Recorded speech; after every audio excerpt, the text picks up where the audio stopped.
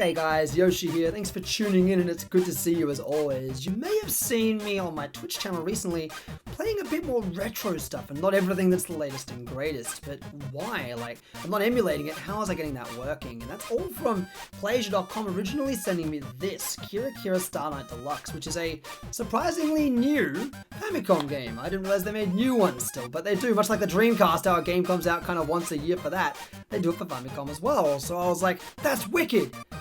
How am I going to play it? I don't have a NES or a Famicom that works. And even if I did, how would I get it into the capture card? I can't figure that out. And their response was to send me this, the Retro Freak Premium, which is a massive device. Well, it's actually rather small, but it's a massive box and worth quite a bit. So I'm very thankful to Playasia for sending me that. So I was going to do an unboxing video on it and go be like, rad, look at this thing, but it's just a console that plays games and has a power cable.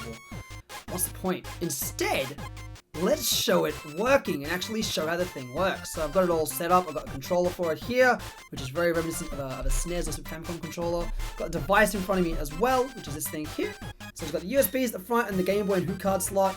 You've got the NES slot, the SNES slot, and a Genesis slot behind it. You turn around, power HDMI, you can unplug this thing and it becomes just a little emulator box, if that's your kind of thing. As I said, I like to play cartridges, so we're going to play a cartridge today. We're going to try and play some F-Zero, and I'll talk more about the console a little bit as we play it.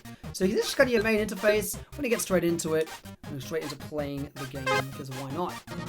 And that's it, like you just start it, and then there you go, there's your F-Zero, easy. Now I have like a 2-second delay, because my capture card, but that's alright. We'll try and play anyway. This is kind of more less to be like, yo, I'm good at F-Zero, because I'm not. But more to show, this is what this device can do. And there's like no mega noticeable tearing. There is some sound flicker, you may be hearing that sound flicker a little bit. Whether that's because my cartridges are old, or because the Retro Freak is hard to say. But it is there. But graphical wise, the game runs more or less fine. Like I'm having no issues with it. Apart from obviously my own capture card delay. But apart from that, it works okay. I've tried it with a couple of different Super Nintendo cartridges and it works just fine. In terms of copying save states, it does copy save states from your original cartridges.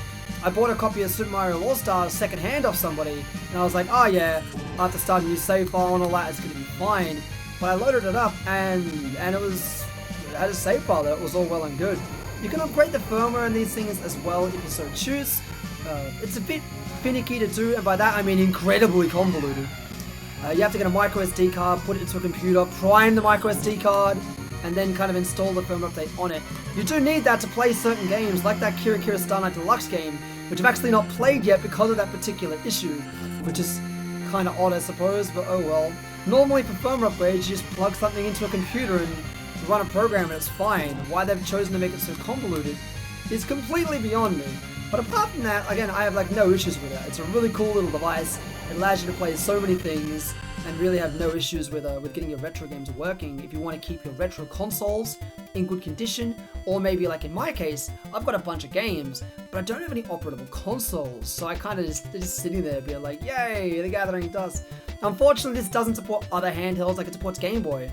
I'd love it if it supported WonderSwan and Neo Geo Pocket, because they're the two that I collect, so I've still got to kind of use those. I'd love to stream those, but I can't with this device. But it's certainly a start. Because it's a premium version, it came with a controller adapter as well to change a couple of controllers around and things like that. I'm not really going to use it, but it was there. So if you do want to check out kind of like that kind of stuff, you want to get into retro gaming, but want to get into it in a I guess an easy way without having to buy a billion consoles, just buy one console and then get cartridges from kind of any region, and it'll automatically circumvent the region options. This is certainly something worth checking out. I'll put a link for it from Playasia.com, of course, because they sent it to me, in the channel below in the comments. You can also ask for things like if you want me to try other retro games, or retro games you think I might like, please recommend them. I'm loving this whole retro binge now, and I can't wait to get more games and play more of them now that they have a method of doing so. So you're definitely going to see a lot more retro stuff on the channel, so hopefully you'll look forward to seeing a lot of that, because games were really good in the 90s.